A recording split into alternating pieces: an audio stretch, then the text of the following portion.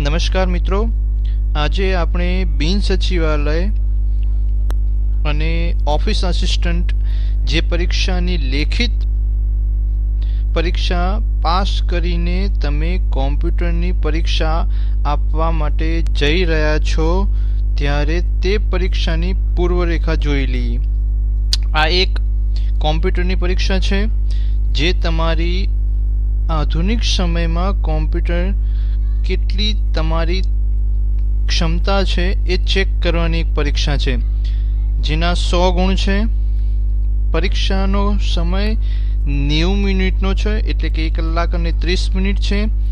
તમારે 90 મિનિટની અંદર 3 વસ્તુ પૂર્ણ કરવાનું રહેશે। એ છે ગુજરાતી ટાઈપિંગ, જેના તમને 20 ગુણ મળશે, અંગ્રેજી ટાઈપિંગ જેના તમને 20 ગુણ મળશે, અને આ ત્રીજો અને સૌથી મહત્વનો ટોપિક છે કોમ્પ્યુટરના ઉપયોગની જાણકારી, એના 60 ગુણ છે। તમને 60 ગુણ પરથી જ ખબર પડી ગઈ હશે કે આ 60%નો ટોપિક છે, એટલે સૌથી અગત્યનો છે। એટલે કે આપણે તમને ખબર તો પડશે કે ગુજરાતી ટાઈપિંગમાં તમારે ગુજરાતી ટાઈપિંગ કરવાનું હશે, અંગ્રેજી ટાઈપિંગમાં તમારે અંગ્રેજી ટાઈપિંગ કરવાનું હશે।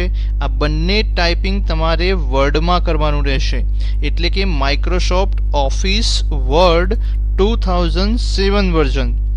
અહીંયા કેટલાકને પ્રશ્ન હોય છે કે 2010 આવે છે, 13 આવે છે, કે પછી 2016 આવે છે, કે 2003 પણ આવે છે। એટલે તમને એક બાબત થી નિશ્ચિંત થઈ જાઓ કે ગુજરાતી ટાઈપિંગ અને અંગ્રેજી ટાઈપિંગ તમારે માઇક્રોસોફ્ટ વર્ડ 2007 માં કરવાનું છે। ઓકે, ચલો આ જે ત્રીજો ટોપિક છે જેને આપણે એપેન્ડિક્સ એચ પણ કહીએ છીએ, એના વિશે થોડી વધારે માહિતી જોઈએ।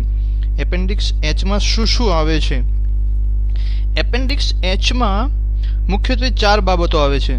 એક તો છે ટેન્ડર, જે સૌથી વધારે અગત્યનું છે। કારણ શું છે? એના 30 માર્ક્સ છે। તમને જે 60 માર્ક્સનું કોમ્પ્યુટરની બાબતો છે એમાંથી અડધા માર્ક્સ સ્ટેન્ડર્ડના છે। બાકીનું છે એ પ્રેઝન્ટેશન છે, જેના 10 માર્ક્સ છે, એક્સેલ છે એના 10 માર્ક્સ છે, અને વર્ડ ફોર્મેટિંગ છે એના પણ 10 માર્ક્સ છે। થોડી રૂપરેખા જોઈ લઈએ કે શું છે ટેન્ડર। ટેન્ડરની અંદર તમને વર્ડના દરેકે દરેક ફીચર્સ તમને આવડતા હોવા જરૂરી છે।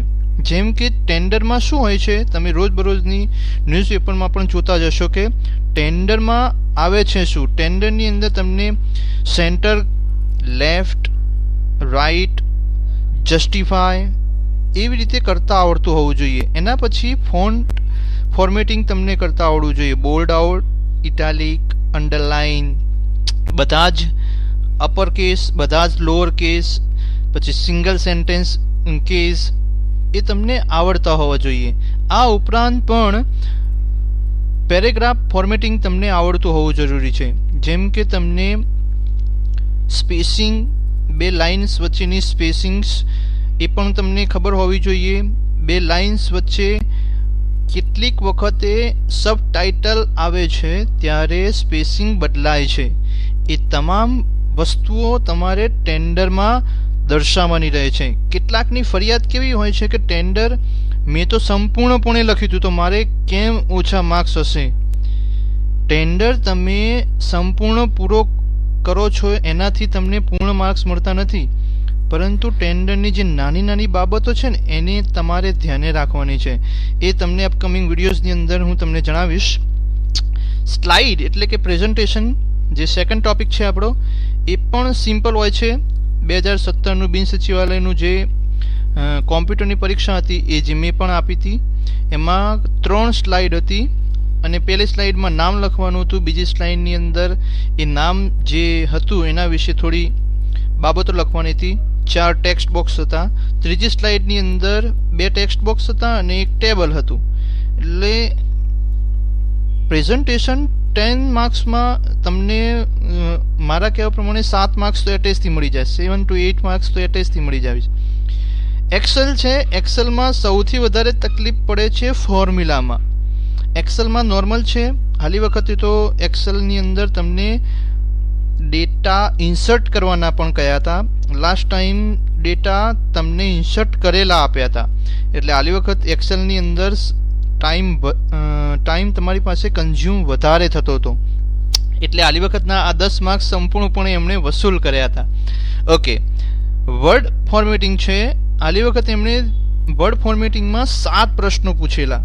એટલે કે 10 માર્ક્સ માટે તેમણે 7 પ્રશ્નો પૂછેલા અને એના માત્ર પ્રથમ અને ત્રીજો પ્રશ્ન હતો એ માત્ર ને માત્ર એરર ચેકિંગ અને સ્પેલિંગ કરેક્શનનો હતો. બાકીના જે 5 પ્રશ્નો હતા એ અલગ અલગ હતા. જેમ કે રાઇટ ઇન્ડેન્ટેશન, બોલ્ડ, પછી અંડરલાઇન હતું, સ્પેસિંગ. 4 પેરેગ્રાફ આપેલા હતા વર્ડ ફોર્મેટિંગની અંદર. પ્રથમ પેરેગ્રાફની અંદર એમણે બોલ્ડ કરવાના કીધા હતા.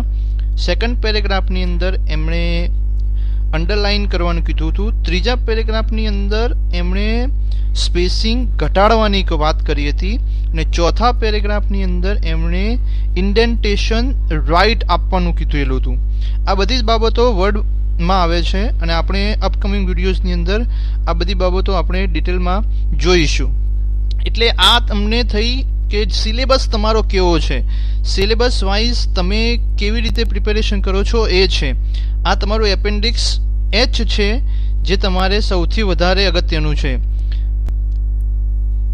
હવે અપકમિંગ વિડીયોઝની અંદર હું તમને અંગ્રેજી ટાઈપિંગ, ગુજરાતી ટાઈપિંગ કેવી રીતે કરવું એના વિશેની માહિતી આપીશ અને એ પછી આપણે એપેન્ડિક્સ એચમાં જેટલા 4 મહત્વના મુદ્દાઓ છે એ બાબતોનો આપણે અભ્યાસ કરીશું.